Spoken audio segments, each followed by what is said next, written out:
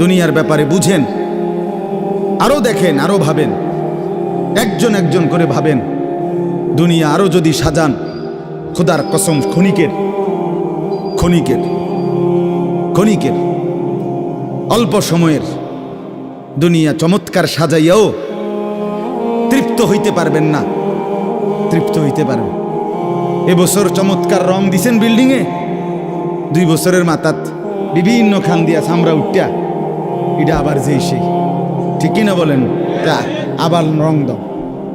এই সোফা চমৎকার বানাইছিল, ওই যে বার্নিশ নাই, দেখেন এই যে সোফা, এটা এই যে দেখেন, কথা বলেন না, এই সোফা এটার মধ্যে আসেনি অন বার্নিশ, তো এটা আবার কি করতে হইব?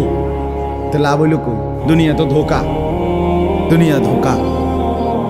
এই সৌন্দর্যময় চেহারা নারী 30 বছরের ব্যবধানে উনি বুড়ি, আর কেউ ফিররা এদিকে ফিরা সেফ হালায় না।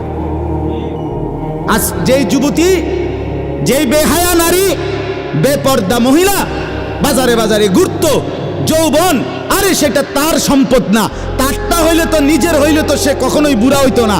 আল্লাহ তাআলা বলছে, আমি যখন যৌবন শেষ করে দিলাম, তো এখন আর কোন পুরুষ তার দিকে ফিররা থুতুও বালায় না। দুনিয়া এক অবস্থায় থাকে না, এক হালাতে থাকে না বাপ। এজন্য ছেলেদেরকেও বলি, বাপ জিন্দেগি সুন্দর কর। তোমার এই হাসি থাকবে না, তোমার এই সুস্থ সুন্দর সুঠাম দেহ থাকবে না। আন্তরিকতা নিয়ে শুনলে, নিজের ভিতরে নেক মানসিকতা যদি থাকে, গ্রহণ করার মানসিকতা, তার অল্প কথা তো ফায়দা হয়। আর গ্রহণ করার মানসিকতা না থাকলেও 50 বছর শুনলেও গুনার অভ্যাস ছুটে না। দেখেন না 70 বছরের বুড়া মানুষ চা দোকানে টেলিভিশন দেখে, তাহলে এত বড় বুড়ো মানুষ, মুরব্বী, উনি এখনো যদি বিড়ি খায়, সিগারেট খায়, এখনো যদি চা দোকানে টেলিভিশন দেখে, তো ওনার এই মন্দ অভ্যাস, বদ অভ্যাস কত বছর পরে ছুটবে? উনি আরো কয়শো বছর বাঁচলে গিয়া বুঝবে এটা গুনাহ।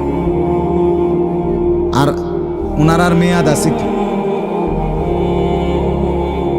এই জন্য বললাম, আপনি খবর নিলে দেখবেন 30 বছর মসজিদে আসা যাওয়া করে ঠিকই, তো যথাযথ আন্তরিকতা, দিলের মধ্যে আখেরাতের কোনো মানসিকতাই নাই,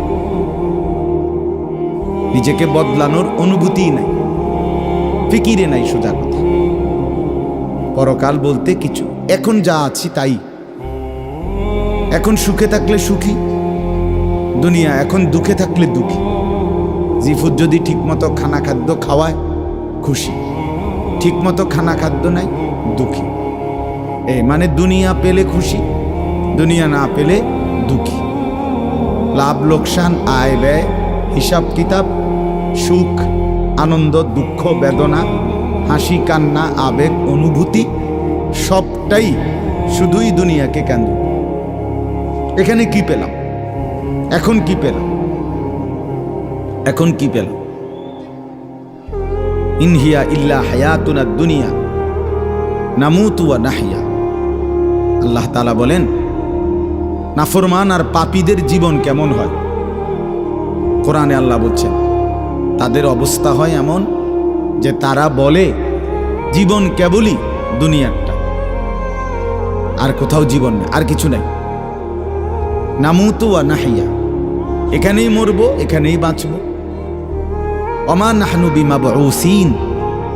আল্লাহ বলেন, নাফরমানদের দিলের মধ্যে এই বিশ্বাস যে আমাদেরকে পুনরায় কোথাও উঠানো হবে না। আল্লাহ যে বলছেন হাসরের ময়দানে তোমাদেরকে উঠানো হবে, সুম্মা ইন্নাকুম ইয়াউমাল কিয়ামাতি তুবআসুন। আল্লাহ তাআলা বলেন, তোমাদের প্রত্যেককে কিয়ামতের দিন হাসরের মাঠে তোলা হবে। আল্লাহ বলেন, বেঈমানের দিলে এটা থাকে না। তার কথা হলো প্রাপ্তি অপ্রাপ্তি, লাভ লোকসান, ভালো মন্দ, হাসি আনন্দ, দুনিয়া। ছেলে বিদেশ থেকে টাকা পাঠাইতেছে, খুশি। ছেলে বিদেশ থেকে টাকা টুকা ঠিক মতো দেয় না বা কামাই রোজগারি কম, জিজ্ঞাসা করবেন কেমন আছেন, কি এর বালা, আমরা আর বালা কি,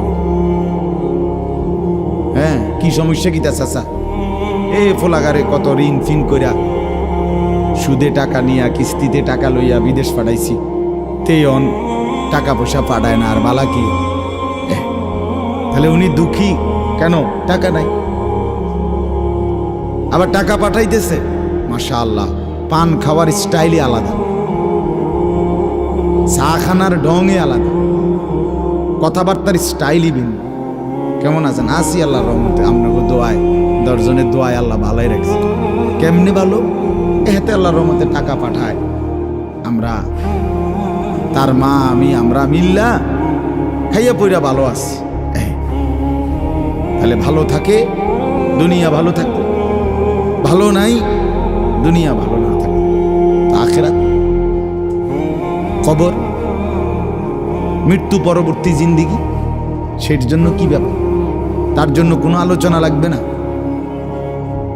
এর জন্য কোনো কথা নাই। তাইলে কারো মধ্যে এই আলোচনা নেই, স্বামী স্ত্রী পরস্পরের আলোচনা, এই ঘর সংসার বাজার, খাট ফার্নিচার পালং সোফা, হ্যাঁ আসবাবপত্র গহনা অলংকার, এই নিয়েই পেরেশান, এই নিয়ে জিন্দিগি এর মধ্যেই আবদ্ধ। তো আখিরাত তাহলে কার জন্য, পরকাল কার জন্য? আমরা মুসলমান, আমরাই যদি পরকাল না চিনি না বুঝি, আমাদের উচ্চারণে আমাদের অনুভূতিতে আমাদের আচরণে আমাদের কথাবার্তা উঠা বসার মধ্যেই যদি পরকালের কোনো নমুনা দেখা না যায়, তো হিন্দু বৌদ্ধদের মধ্যেই দেখা যাবে। কথা উত্তর দেন। কবর হাসর আখেরাতের চিহ্ন ভেসে ওঠার কথা চালচলনে মুসলমানদের মধ্যে না কাফেরদের মধ্যে? মুসলমানদের মধ্যে। কথা তো ছিলই। আল্লাহর প্রিয় বান্দারা, অসংখ্য আল্লাহর নেক বান্দাদের জীবনে আছে রাত্রিতে ঘুমাইতেন না, জিজ্ঞেস করতে কেন ঘুমান না, বলছে জাহান্নামের ভয় ঘুমাতে দেয় না, কবরের ভয় ঘুমাইতে দেয়।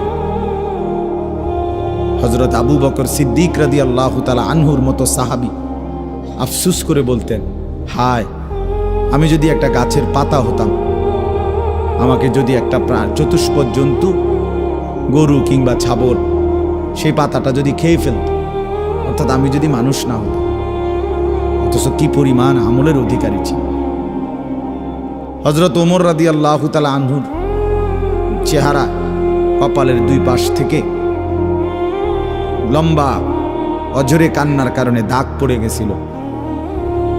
হযরত ওমর রাদিয়াল্লাহু তাআলা আনহুর ইন্তেকালের মুহূর্তে হযরত আব্দুল্লাহ ইবনে আব্বাস সাহাবী তিনি বলছিলেন, আপনাকে আল্লাহ তাআলা অনেক মর্যাদা দিয়েছেন, আপনি 10.5 বছর মুসলমানদের খলিফা ছিলেন, আপনার মাধ্যমে আল্লাহ তাআলা দিক দিগন্ত মুসলমানদের বিজয় দান করছেন, কত রাজ্য কত এলাকা আপনার এই 10 বছরে বিজয় হয়েছে, আপনার অনেক সম্মান অনেক মর্যাদা অনেক গুণ অনেক বৈশিষ্ট্য। হযরত ওমর রাদিয়াল্লাহু তাআলা আনহু কিতাবের মধ্যে আছে, উনি চোখের পানি ফেলে বললেন আব্দুল্লাহ ইবনে আব্বাসকে, শোনো আমি আল্লাহ তাআলার কাছে এতটুকু আশা করি শুধু যে আল্লাহ আমার জীবনের যা নেকি আর আমার জীবনের যা গুনাহ, কমপক্ষে আমার নেকিগুলো যেন আমার গুনার মোকাবেলায় বরাবর হয়, অর্থাৎ এতটুকু নেকি যেন কমপক্ষে হয় যে গুনাহগুলোকে মোচন করে দেয়, নেকিগুলো দিয়া গুনাহগুলো যেন মিটে বরাবর হয়, এর দূরে যদি হয় তো আমি আল্লাহর কাছে সন্তুষ্ট নিজেকে মনে করি, আমার এর দূরে সারব, অর্থাৎ নিজের এই বিপুল পরিমাণ ন্যাক আমলকে কিছুই মনে করেন, সামান্য। তা আমাদের পুঁজি কোথায়? আমাদের এই শুক্রবারের শুধু সপ্তাহে একদিনের জুমার নামাজ, এটাই আমাদেরকে জান্নাত এনে দিবে, ঠিক না? হ্যাঁ, মাঝে মধ্যে গরিব দুঃখীকে 2 টাকা 5 টাকা দিলে এতে আমাদের বেহেশত চলে আসবে, ঠিক না? তো বলেন, এজন্য বললাম আমরা প্রত্যেকে আন্তরিকতা নিয়ে ভেতরে যারা মনোযোগ দিয়ে শুনে দেখবেন, আমার আপনার ভেতরে যদি অনুভূতি তৈরি হয়, ভাবনা তৈরি হয়, ফিকির আসে, লাভ। সবাই একসাথে হবে না, সবাই একসাথে বদলায় না, সবাই একসাথে পরিবর্তন হয় না, কারো কপালে পরিবর্তন হয়ই না, বদনসিব, কারো সময়ের ব্যবধান হয়। আমাদের প্রিয় নবী সাল্লাল্লাহু আলাইহি সাল্লামের কাছে যারা সাহাবী হয়েছেন, কালেমা পড়ছেন, তারা প্রত্যেকেই প্রথম দিনেই তো সবাই কালেমা পড়ছেন, ঠিক না? বুঝেন নাই কথা? যতজন সাহাবী হয়েছে নবীজির, সবাই একদিনেই কালেমা পড়ে ফেলছে নাকি? তাহলে সময়ের আগ পিছ আছে কিনা বলেন? কেউ প্রথম দিন কালেমা পড়ছে, কেউ 21 বছর পরে কালেমা পড়ছে, কেউ 22 বছর পরে কালেমা পড়ছে। তো যিনি 23 বছরের মাথায় কালেমা পড়ছে তিনিও কামিয়াব, যিনি প্রথম দিন কালেমা পড়ছে তিনিও কামিয়াব, সৌভাগ্যবান। এজন্য বুঝ আসবে, এর মধ্যে আকপিস হবে। সবাই একই দিনে জোনায়েদ বাগদাদি হবে না, সবাই একদিনে বাইজিদ বুস্তামি হবে না, সবাই একদিনে রাবেয়া বসরি হবে না, সময়ের ব্যবধান হবে, আকপিস হবে। এবং কারো কপালে হেদায়েত জুটবেই না। ইন্নাকা লা তাহদি মান আহবাবতা। আল্লাহ তাআলা আমাদের নবী সাল্লাল্লাহু আলাইহি সাল্লামকে বলছেন, আপনি খুব চাইলে, ভালোবাসলে আপনি নিজে কাউকে হেদায়েত দিতে পারবেন না, সেখানে আমি কি? কথা বলেন না? সেখানে আমাদের কোনো পাত্তা আসেনি কোনো। খুদ রসুলকে আল্লাহ বলছে, হে নবী আপনি চাইলে হবে না, আমি চাইতে হবে। ওয়ালাকিন্নাল্লাহ ইয়াহদি মান ইয়াশা, বরং আমি আল্লাহ যাকে চাই আমি তাকে হেদায়েত দান করি। তাহলে মূলত হেদায়েত দেয় কে? ফয়সালা কার হাতে? আমার বলা, আপনার শোনা, কোনোটাই মূল বিষয় না। মূল বিষয় হলো এটা একটা উসিলা ধরা, কিন্তু মূল ফয়সালা কার হাতে? ওয়ালাউলা ফাদলুল্লাহি আলাইকুম ওয়া রাহমাতু মাজ। এই বেটা, মোবাইল না ধরতে মানা করছি। সুন্দর করে বললে হয় না, অনেকের খাসিয়ত এতটাই যে ধমক না দিলে, কথা বুঝছেন না, এটা তার একটা তবিয়ত হয়ে গেছে। না আমারে এমনি করলে আমি বুঝতাম, আমার ধমকাইতে হবে। বদ অভ্যাস মানে জিন্দিগির একটা মিনিট লজ্জা শরম কিচ্ছুর কোনো ধার ধারে না। ছেলেরা মোবাইল ছাড়া 1 মিনিট থাকতে রাজি। এবারে মা দেখুক, নাহলে বাফে দেখুক, নাহলে হুজুর দেখুক, নাহলে একবার আব্দুল কাদের জিলানি দেখুক, আমার এতে কোনো অসুবিধা নেই। আমার দরকার মোবাইল। মোবাইল আছে, আমি আছি, খালাস।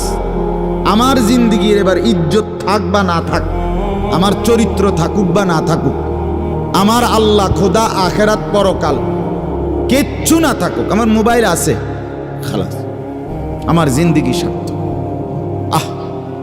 এই হলো জিন্দিগি, মানে জীবনটাই মোবাইল, মোবাইলটাই জীবন।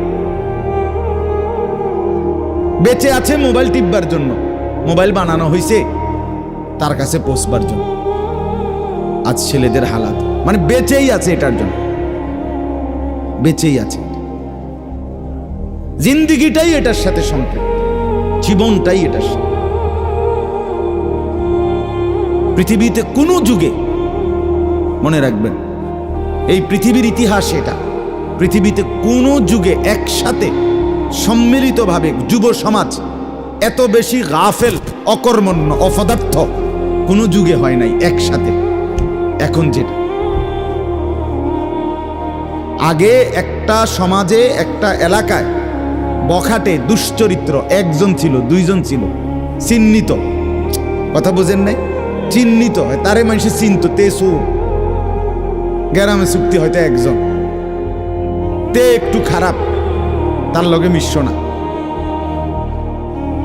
কিন্তু এখন ভদ্রঘরের ছেলে, স্বাভাবিক ঘর থেকে বের হইছে মুসলমানের ছেলে, দিনের পর দিন, রাতের পর রাত এক ওয়াক্ত নামাজ পড়ে না। এতে মা বাবারও কোনো আফসোস নাই, এলাকাবাসীরও কোনো আফসোস নাই, পাড়া মহল্লার সর্দার মাতব্বর কারো কোনো আফসোস নাই, কারো মুখে এই নিয়ে কোনো আলোচনা নাই যে কি আমগো এলাকার যে ফুলাফাইন্ডি এগুলা যে কোনো নামাজই পড়ে না, আমগোর সামনে দুষ্টামি করে, হাঁটাহাঁটি করে, আমরা কি এটা বলতে পারি না? এই অনুভূতিটুকু পর্যন্ত লোপ পাইছে। আহ, এত দুর্ভাগ্য মুসলমানের ইতিহাসে আর কখনো হয় না। বেনামাজি আগেও ছিল, কথা বোঝেন নাই, বেনামাজি আগেও ছিল, এতটা গাফেল আগে ছিল, মা বাপ এত অসচেতন আগে ছিল।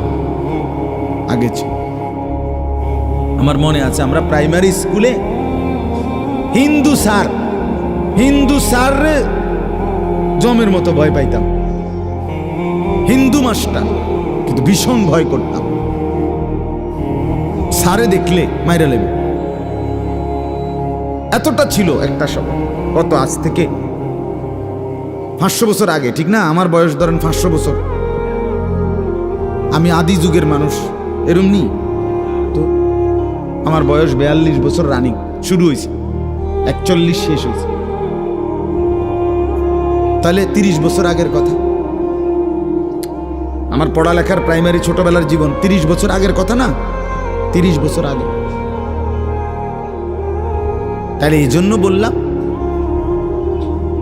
জিন্দিগিটা মোবাইলটার উপরে তুলে দিস, হাসি কান্না আনন্দ বেদনা, হাসলে কাশলে, পেশাব পায়খানা টয়লেট বাথরুম, হ্যাঁ, হোটেল রেস্তোরাঁ পার্ক, যেখানে যখন যাবে 24 ঘন্টার মেইন কাজ আগে একটা ছবি উঠানো, আগে ছবি উঠা, এরপরে বাকি কাজ। আমি সেদিন ওই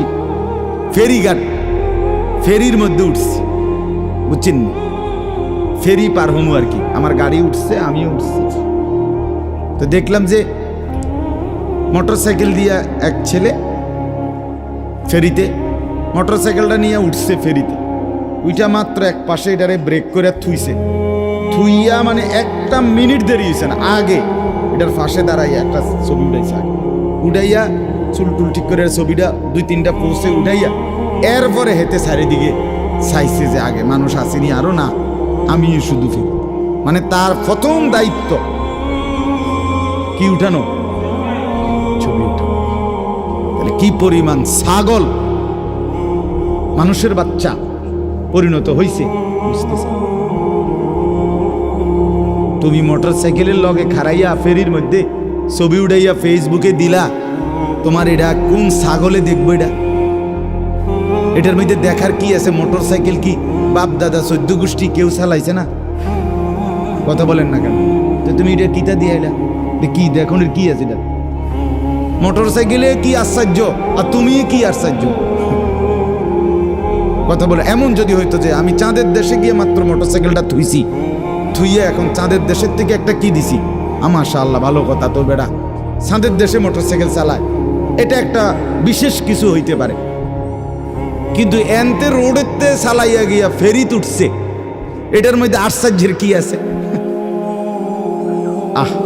মানে রুচির দুর্ভিক্ষ, রুচিহীনতা, মন মানসিকতা একদম নিচে নেমে গেছে, একদম অনুভূতি বিবেক লোপ পেয়ে গেছে, লোপ পেয়ে মা বোনদের বেহায়াপনা চূড়ান্ত সীমায় নেমে গেছে। মহিলারা পুরুষ সামনে দোনো পাশে ডানে বামে হাঁটতে উঠতে লড়তে দৌড়তে কোনো লজ্জাবোধ করে না। কি বেড়ার গাত লাগে না, বেডুইতের গাত লাগে না, অটোর গাত লাগে না, সিএনজির গাত, এত সময় নাই, পুরো ব্যস্ত। বাজার মার্কেটিং, দোকান কেনাকাটা, আফসোসের। মানে এটাই বললাম আর কি, একসাথে সবাই, অধিকাংশ বেশিরভাগ অধপতন একসাথে মুসলমানের সমাজে 1450 বছরে আর কখনো এতটা ছিল। অল্প অল্প ছিল, অল্প অল্প, একজন দুইজন। বেপর্দা নারী, বেহায়া মহিলা, লজ্জা শরম কম, এরম বেডি ছিল একজন দুইজন, 2 গ্রামে 4 গ্রামে। কিন্তু মা বোনদের এখন বাজার আর মার্কেটিং দেখলে মনে হয় না আপনি জিগাইয়ের খবর লইতে বোঝে আপনি বাইক থাকেন কোন টাইমে, সপ্তাহে কোন দিন আপনি বাড়িতে থাকেন কখন আপনি টের। আপনি শনিবারও দেখবেন এবড়ি বাজারে, রবিবার, সোমবার, মঙ্গলবার, বুধবার, বৃহস্পতিবার, শুক্রবার, শীত, গরম, রোদ, বৃষ্টি, বান, তুফান, ঘূর্ণিঝড়, টর্নেডো, সাইক্লোন, সিডর, মহামারী, করোনা, আরো যদি কিছু থাকে, উনি মার্কেটে যাবে, বাজারে যাবে। আফসুসের ব্যাপার, আফসুসের ব্যাপার, আফসুসের ব্যাপার। আমরা অতিরিক্ত আত্মবিস্মৃত জাতি হিসেবে পরিগণিত হচ্ছি। তো বলতেছি ইনশাআল্লাহ, আমি এই কথাগুলো বললাম, অর্থগুলো আমরা বেফিকির হয়ে গেছি। মুসলমানের সবচেয়ে বড় সম্পদ, এক মুমিনের সবচেয়ে বড় সম্পদ, আল্লাহ নবী সাল্লাল্লাহু আলাইহি সাল্লাম 23 বছরে সাহাবায়ে কেরামের জীবন এবং দিল অন্তরে আখিরাতকে বসায় দিয়েছেন। তারা যেন 24 ঘন্টা রাতে কিংবা দিনে, হাঁটতে কিংবা বসতে, ঘরে কিংবা বাহিরে, আখিরাতকে সামনে নিয়েই জীবনটা সাজাইছে, জীবনটা সাজাইছে। কোরআনুল কারীমের শুরুতে আছে সূরা বাকারার মধ্যে আল্লাহ তাআলা বলেন, অবিল আখিরাতি হুম ইউকিনুন। মুত্তাকি বান্দা কারা? কোরআন থেকে হেদায়েত পাবে কারা? কোরআন বুঝবে কারা? আল্লাহর পক্ষ থেকে হেদায়েত পাবে কারা? আল্লাহ বলেন, এই গুণ যাদের, তাদের মধ্যে একটা হলো যারা আখিরাতের ব্যাপারে ইয়াকিন রাখে। ইয়াকিন শুধু বিশ্বাস না, বিশ্বাসটা একদম দিলের মধ্যে ইয়াকিন।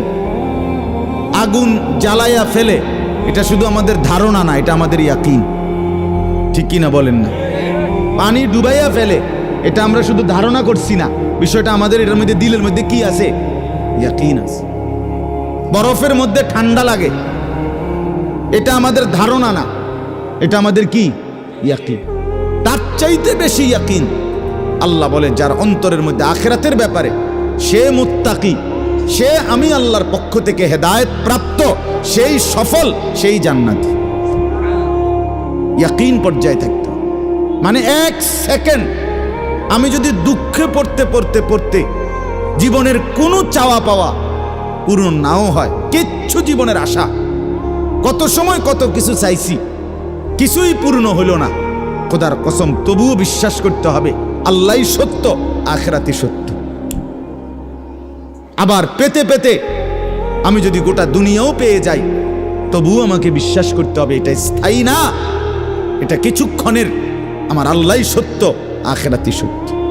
যার কারণে সাহাবায়ে কেরামের মধ্যে যারা প্রচন্ড গরিব ছিলেন, ওনারাও শতভাগ বন্দিগি করছেন। সাহাবায়ে কেরামের মধ্যে যারা ভীষণ ধনী ছিলেন, তারাও শতভাগ বন্দিগি করছেন। হযরত ওসমান রাদিয়াল্লাহু তাআলা আনহু ধনী ছিলেন। হযরত আব্দুর রহমান ইবনে আউফ রাদিয়াল্লাহু তাআলা আনহু অনেক বড় ধনী ছিলেন। 100 উট ওই জামানায়, নবীজির জামানায়, নবীজির ইন্তেকালের পরে এক সালানে 100 উট বোঝাই মাল হযরত আব্দুর রহমান ইবনে আউফের মদিনার বাজারে সালান ঢুকতো, পাইকারি মাল আসতো 100 উটে করে।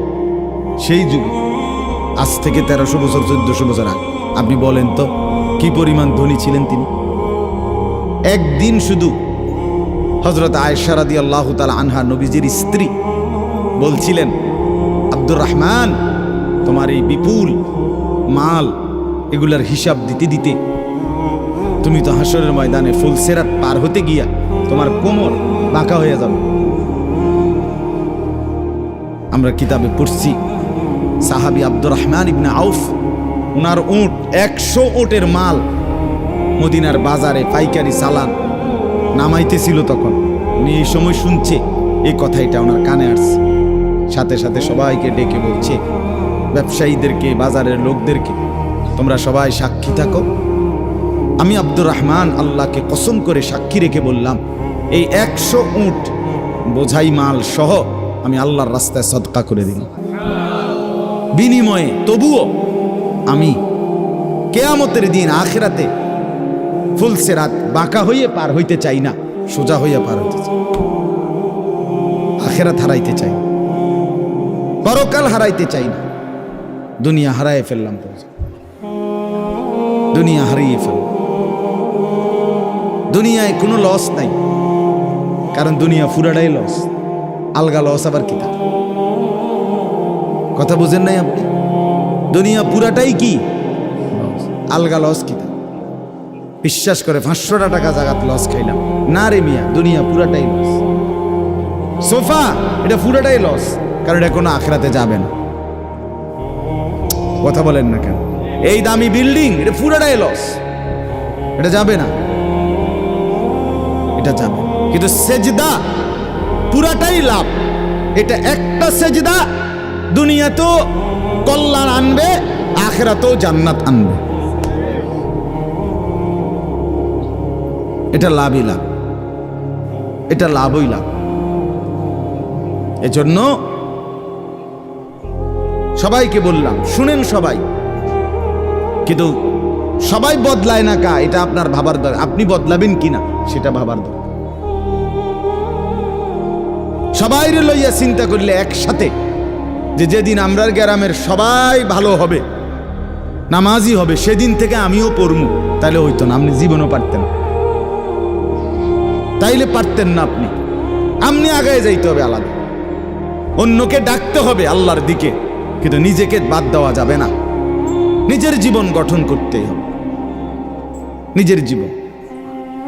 আমি আপনাদের সবাইকে বললাম এশার নামাজ পড়েন। এখন সবাই পড়লো না দেখে বুঝি আমি পড়তাম না। কথা বলেন না কেন? সবাই পড়ছে না দেখা আমিও পড়তাম না, এটা কথা? এটা কোনো যুক্তির কথা হলো নি? কথা বল। এই জন্য বললাম এটা গুরুত্বপূর্ণ। আমরা এটা বুঝি কম। আমরা শয়তানে বুঝাই দিছে, ইবলিসে, যে বলবি কি করমু, গ্রামের সবাই এটা কয়, 10-এর এটা মানুষের, এটা এই মানুষের উপরে বলে, সবাই বলছে। সবাই বললে কি হয়েছে? তাই বলে আপনি, সবাই বলছে পানির ঝাঁপ দিতে, এজন্য আপনি পানিতে ঝাঁপ দিবেন। সবাই বলছে আগুনে পড়তে, এজন্য আপনি আগুনে পড়ে যাবেন। কোনো বাস যদি অ্যাক্সিডেন্ট হয়, 50 জন যাত্রীর মধ্যে যদি 49 জনও মারা যায়, আর একজন লোক যদি বুঝে সে বাঁচতে পারবে, বের হইতে পারবে, এই কারণে সে যে না 49 জন মরে গেছে, যেহেতু আমার আর বাচ্চা লাভ কি, আমিও মরে যাই, এটা নিয়ে কই বসে, সে কি একা হলেও বাঁচতে চাইবে না? তাহলে আপনি জাহান্নাম থেকে বাঁচতে চাইবেন না কেন? সেটা কি আগুন না? সেটা কি এর চাইতে বড় বিপদ না? তো এজন্য কোরআনুল কারীমে আল্লাহ তাআলা বলছেন, প্রথমে সবার কথা বলার আগে বাই সিরিয়াল নবীজিকে, ইমানদারদেরকে সবার কথা বলছে, কিন্তু সবার আগে বলছে কু আনফুসাকুম। আগে এটা বলে নিছে, আগে নিজেকে বাঁচাও, এরপর ওয়া আহলিকুম, পরিবারকে বাঁচাও, এরপর লিতুনদিরা আহলাল কুরা, লিতুনদিরা উম্মাল কুরা ওয়া মান হাওলাহা, নিজ এলাকা এবং তার আশপাশের মানুষকে বাঁচাও, এরপরে বাঁচাও। তাহলে এটা পরে ধীরে ধীরে, আগে নিজেকে বাঁচাও, এরপর পরিবারকে বাঁচাও। ওয়া আনদির আশিরাতাকাল আকরাবিন, এরপর আত্মীয় স্বজনদেরকে বাঁচাও, এরপর মহল্লাবাসীকে বাঁচাও, এরপর গোটা পৃথিবীবাসীকে বাঁচাও। ধীরে ধীরে আগাও, ঠিক আছে, সেগুলোর মধ্যে কম বেশ হইতে পারে, কিন্তু নিজের ব্যাপারে এক বিন্দু ছাড় দিও না, নিজের ব্যাপারে কোনো কমতি করো না। এটা আল্লাহর চাহিদা। ইয়া আইয়ুহাল্লাযীনা আমানু আলাইকুম আনফুসাকুম, রব্বুল আলামিন বলেন, হে ঈমানদারগণ, আলাইকুম আনফুসাকুম, তোমরা প্রত্যেকেই তোমাদের নিজেদেরকে আঁকড়িয়ে ধরো। আলাইকুম আনফুসাকুম, নিজেকে মজবুত করে ধরো। লা ইয়াদুররুকুম মান দাল্লা ইযা ইহতাদাইতুম, আল্লাহ তাআলা বলেন, যে যদি তুমি তোমাকে নিজেকে মজবুত করো, সাজিয়ে তোলো, গড়ে তোলো, আল্লাহ তাআলা বলেন এবার যদি গোটা পৃথিবী গুমরা হয়, খোদার কসম আল্লাহ বলেন তোমাকে আর কেউ পথভ্রষ্ট করতে পারবে না, পথভ্রষ্ট করতে পারবে। হযরত বাইজিদ বুস্তামি রাহমাতুল্লাহর জীবনীতে আমরা পড়ছি, উনি বলছেন আল্লাহ তাআলার মহব্বত আর মারেফাতের সাধনা করতে করতে আমার দিলের অবস্থা আলহামদুলিল্লাহ এক সময় এমন হয়েছে যে রাস্তার নারী আর রাস্তার দেওয়াল দুইটার মধ্যে আমার কাছে আলাদা কোনো পার্থক্য মনে হইতো না। আমাদের পাকিস্তানের বিশ্ববিখ্যাত দাঈ, দাওয়াত ও তাবলীগের মুরব্বী হযরত মাওলানা তারেক জামিল সাহেব দামাত বারাকাতুহুম বলেন, দীর্ঘ 25 বছর টানা পৃথিবীর কত দেশের আমি ঘুরছি, উনি সারা বিশ্ব ঘুরে প্রমাণ বয়ান করেন যে এই 25 বছরের ভিতরে আমি আল্লাহকে সাক্ষী রেখে বলতে পারি একবারের জন্য আমার চোখ কোনো ভিন নারীর দিকে ইচ্ছা করে আমি তুলি না। হ্যাঁ, আমার শায়েখ আরিফ বিল্লাহ আল্লামা মুফতি মুশতাকুন নবী কাসেমি হযরতের কাছে আমি শুনছি, হযরত বলছেন যে আল্লাহ তাআলার দয়া যে রাস্তায় বের হলে মহিলা রাস্তায় হাঁটে, আমার কখনো এটা মনেই হয় না। আপনি বলবেন হ এটি বুঝি কথা, হয় এটি কথা, এটাই কথা, এটাই কথা। আপনি বলবেন এটা বুঝি সম্ভব না, আপনি নিজের ব্যাপারে নাফরমানি করে নিজেরে নষ্ট করে ফেলছেন বইলা এখন সম্ভবটাও আপনার কাছে বুঝে আসতেছে, তাহলে এটাই সম্ভব, এটাই সম্ভব।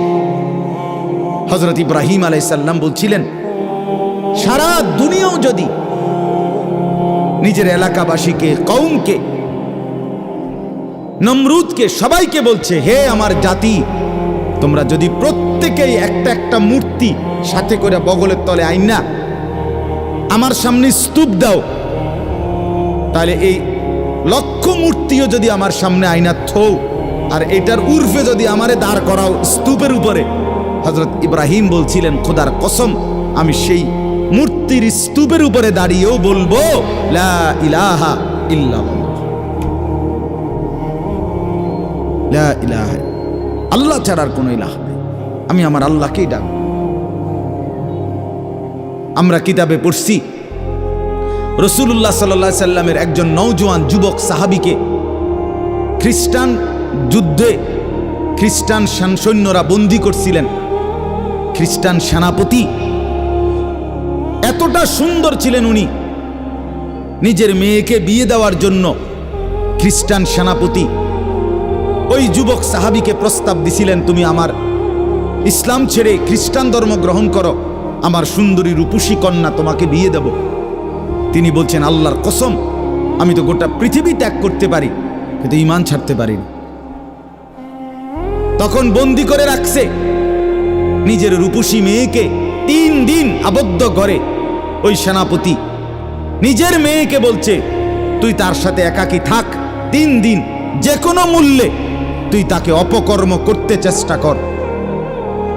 3 দিন পরে সেই মেয়ে ওই আবদ্ধ ঘর থেকে বের হয়ে বলছিল বাবা ইন্নাহু হাজারুন আম শাজারুন, আল্লাহর কসম বাবা আমার মনে হয় যেই লোকটা এটা হয় পাথর নয়তো কোনো গাছ।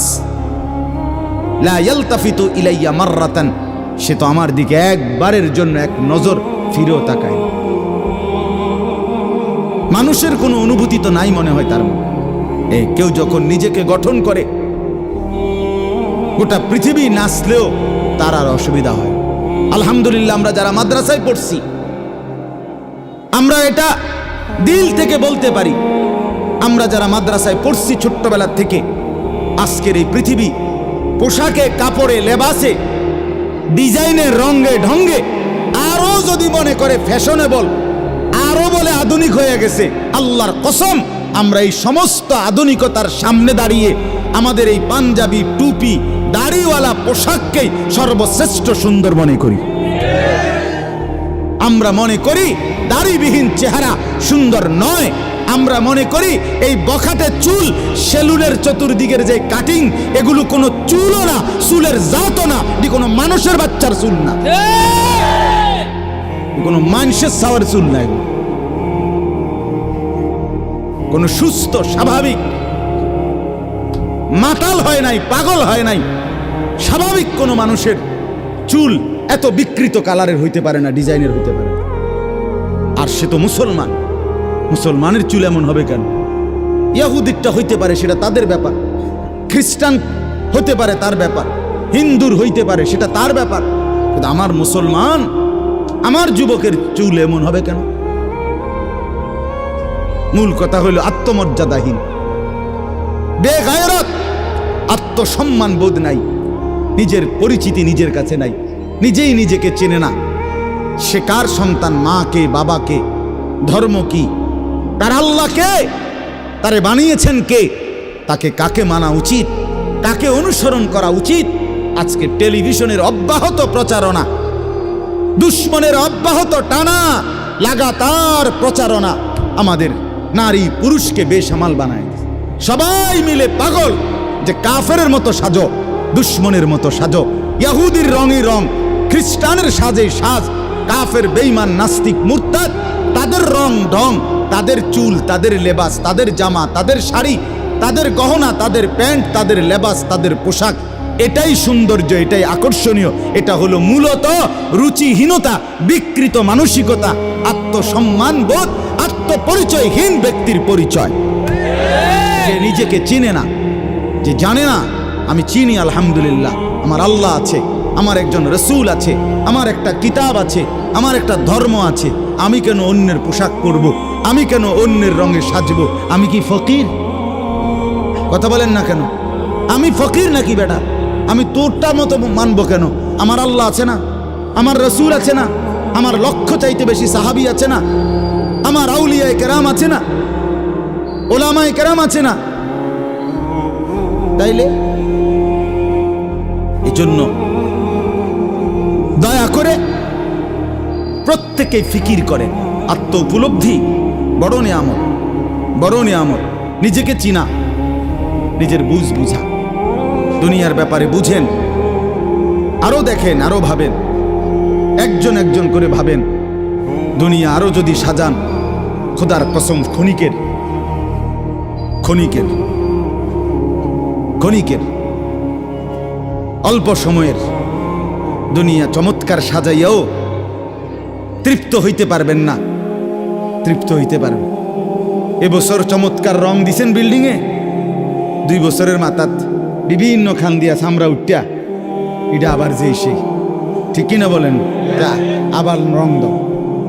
এই সোফা চমৎকার বানাইছিল, ওই যে বার্নিশ নাই, দেখেন এই যে সোফা, এটা এই যে দেখেন, কথা বলেন না, এই সোফা এটার মধ্যে আসেনি অন বার্নিশ, তো এটা আবার কি করতে হইব? তো লাভ হইল কো? দুনিয়া তো ধোকা, দুনিয়া ধোকা।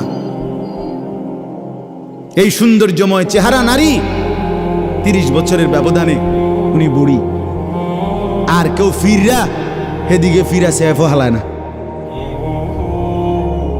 আজ যেই যুবতী, যেই বেহায়া নারী, বেপর্দা মহিলা বাজারে বাজারে ঘুরতো, যৌবন, আরে সেটা তার সম্পদ না, তারটা হইলে তো, নিজের হইলে তো সে কখনোই বুড়া হইতো না।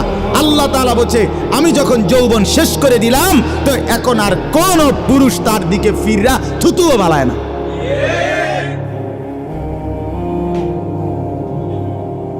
থুতুও ফেলে না। হায়াতের প্রত্যেক মুহূর্ত আল্লাহর দান। দুনিয়া অল্প ক্ষণিকের, দুনিয়ার প্রত্যেকটা অবস্থা পরিবর্তনশীল। এই যে বৃষ্টি হচ্ছিল, এখন নাই, আবার একটু পরে হইতে পারে। এই যে অন্ধকারে ঢাকা, এটা স্থায়ী না, একটু পরে আবার সকাল হবে। এই যে চমৎকার আলো, এটা স্থায়ী না, একটু পরে আবার সন্ধ্যা হবে। এই তো হাসতেছে লোকটা, কিছুক্ষণ পরে আবার কাঁদবে। এই সুস্থ মানুষ, কিছুক্ষণ পরে আবার ব্যারাম, রোগ, এরই নাম দুনিয়া। ঘুরতে থাকে, পরিবর্তনশীল, স্থায়ী না। অল্প সময়, অল্প সময় দুনিয়া, অল্প কিছুক্ষণের। আখিরাত স্থায়ী, মৃত্যু পরবর্তী জিন্দেগি স্থায়ী। সেটা হবে। এটা যেহেতু হইছে ওইটাও হবে। এটা যিনি নিয়ন্ত্রণ করে সেটাও তিনি নিয়ন্ত্রণ করেন। আমাদের কারো ইচ্ছায় সন্ধ্যা হয় না, আমাদের কারো ইচ্ছায় ভোর হয় না। তাহলে বোঝা গেল আলাদা কেউ নিয়ন্ত্রণ করে, তিনিই বলছে আখেরাত হবে। কাজে এটা যেহেতু হইছে সেটাও হবে। কথা বলেন না কেন? হ্যাঁ,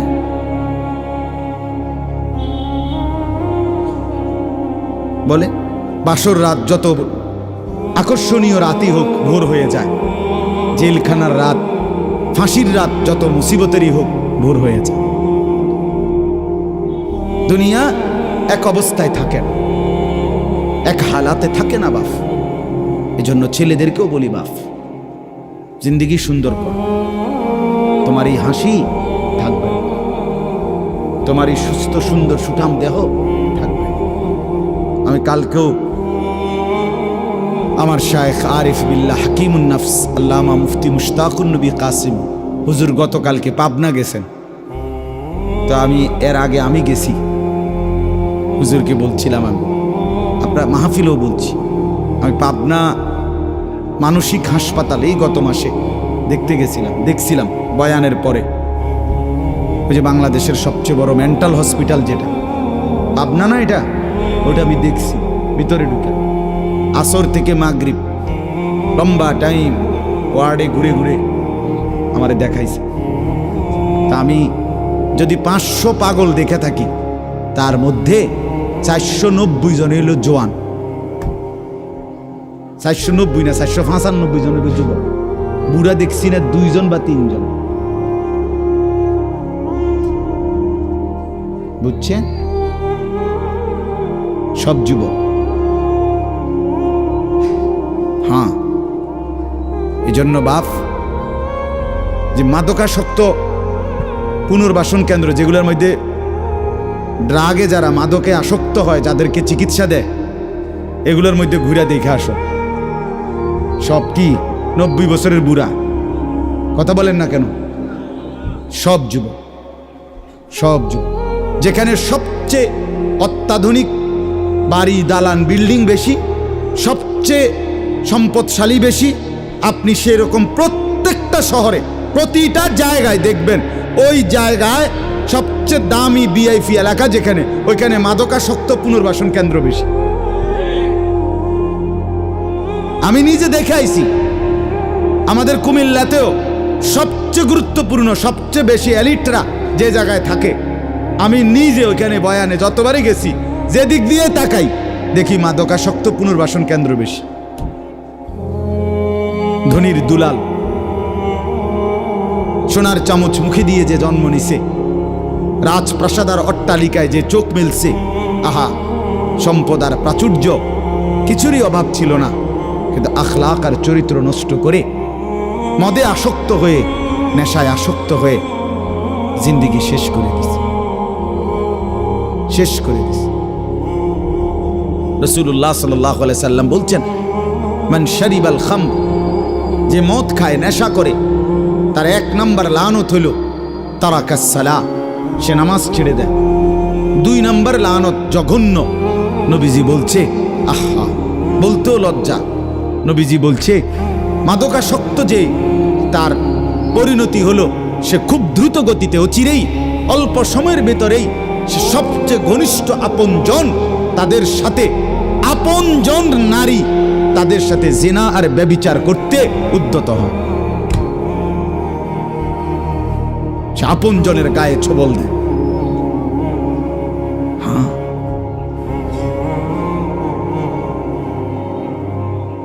এজন্য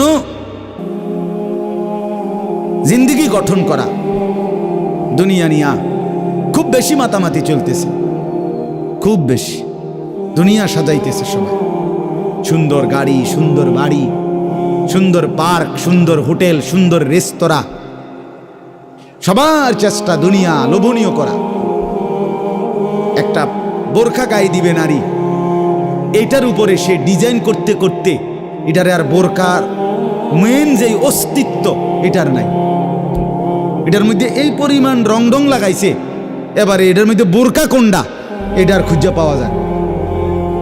অসভ্যতা, মানে একটাই মাকসাদ, নিজের দেহ দেখাও, আবার কাপড়ের রং ঢঙও দেখাও, তাহলে হায় বোন তোমার পর্দা কোনটারে বলে? তাই পর্দা কোনটাই বল? যদি বেড়াই ঘাস খায় তো সেই বেড়া দিয়ে লাভ কি? যদি বোরকাই রঙ্গিলা হয়, বোরকার মধ্যে যদি ফুল টুল লাল নীল রঙ্গিলা হয়, তো সেটাও তো পুরুষ লোভের দৃষ্টিতে দেখবে, তো ঢাকবে কি? কে কারে ঢাকে তাইলে বলে? এজন্য দয়া করে প্রত্যেকেই, ছেলেদেরকেও বললাম, বাবাদেরকেও বললাম, মা বোনকেও বললাম, প্রত্যেকে দুনিয়ার মোহ কমান। দুনিয়া অল্প কিছুক্ষণ, দুনিয়া কতক্ষণ বলেন না? আখিরাতে স্থায়ী, আখিরাতে স্থায়ী। দুইটা মিলান একসাথ করে। দুনিয়া বাদ দিতে বলি না, দুনিয়া বাদ দিয়েন না, বাজার আমরাও করি, দুনিয়া বাদ দিতে বলি নাই, আখিরাত বাদ দিতে নিষেধ করছি। দুনিয়া বা অনেক মানুষের কইলে কয় হ্যাঁ তাইলে কি এ হুজুরগো কথা দইরা বাজার সদাই আয় রোজগার ইনকাম সব থুইয়া আল্লাহ বিল্লাহ করতে বললো নাকি? আমনের এটা আমরা কইছিনি কোনোদিন, তাহলে আপনি ফাজিলি কথা বললেন কেন বলেন? আখিরাত মানে কি? জঙ্গলে চলে যাওয়া। আখিরাত মানে কি? সুন্দরবনে চলে যাওয়া। আখিরাত মানে কি? পাহাড়ের উপরে উঠে যাওয়া।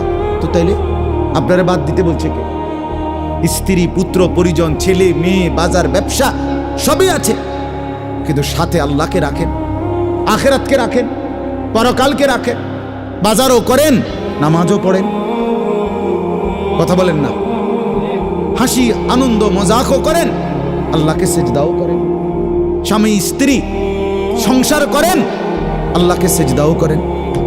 রাসূলুল্লাহ সাল্লাল্লাহু আলাইহি সাল্লাম তার একসাথে 9 জন স্ত্রী ছিল, 9 জন বিবি ছিলেন আল্লাহ পাকের অনুমতিতে একসাথে। তো তিনি প্রতি রাত্রে পৃথক পৃথক সিরিয়াল করা রুটিন মাফিক স্ত্রীদের কাছে রাত থাকতেন, কিছুটা সময় স্ত্রীকে সময় দিতেন, বাকিটা সময় তাহাজ্জুদের নামাজে আল্লাহ তাআলার জন্য সারা রাত দাঁড়িয়ে থাকতেন, দাঁড়িয়ে থাকতেন। নবী সাল্লাল্লাহু আলাইহি সাল্লাম কি আহার করে নাই? নবী সাল্লাল্লাহু আলাইহি ওয়াসাল্লাম কি সংসার করে নাই? নবী সাল্লাল্লাহু আলাইহি সাল্লামের কি সন্তান ছিল না? কথা বলেন না কেন? নবী সাল্লাল্লাহু আলাইহি ওয়াসাল্লামের খায়বারের মধ্যে নবীজির নিজের খেজুরের বাগান ছিল। রাসূলুল্লাহ সাল্লাল্লাহু আলাইহি ওয়াসাল্লামের শস্য আপনার খেজুরের বাগান ছিল। তাইলে আল্লাহর নবী সাল্লাল্লাহু আলাইহি ওয়াসাল্লাম দুনিয়া বাদ দেন নাই। সাহাবায়ে কেরামের অসংখ্য সাহাবী তারা বাজার করতেন, ব্যবসা করতেন, তরি তরকারির চাষাবাদ করতেন, খেজুরের বাগান করতেন, আঙ্গুরের বাগান করতেন, তারপরে আখিরাতের বন্দিগিও করতেন। তাকে বাদ দিতে বলছে কেউ আপনাকে? আমরা বললেই উল্টা কথা কয়, উল্টা মাইতো না চাই হুজুরের এত কথা ধরলে আর চলন যাইতো না। আর না আপনি একটা চলিন হইয়া গেছেন, আর আমরা হইতে রয়েছি সবাই। আমনে গেল ভাত খান, আমরা 3 বেলা চিরা খাই ভিজাইয়া। এজন্য দয়া করে আখিরাত বাদ দিয়েন না, আখিরাতকে মিলান।